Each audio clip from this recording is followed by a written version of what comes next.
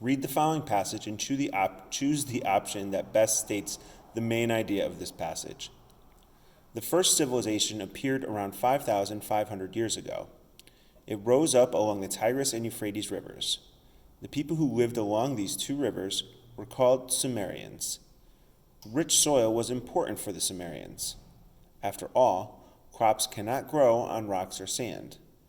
Mesopotamia did not get much rain. Most of its land was dry and not useful for farming. But the land between the Tigris and Euphrates rivers was fertile. Every spring, ice in the high mountains melted. It flowed down into the valley. The rivers filled with this water. They rose up and flooded the valley. These floodwaters carried rich, nutrient-filled soil called silt. These rivers were so important to this area that the Greeks called it Mesopotamia, or the land between the rivers. Option A.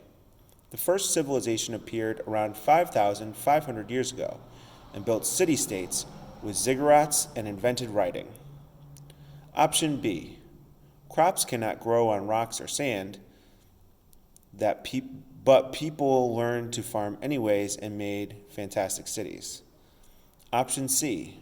5,500 years ago, the first civilization chose to live between the Tigris and Euphrates rivers because the rivers made the land fertile.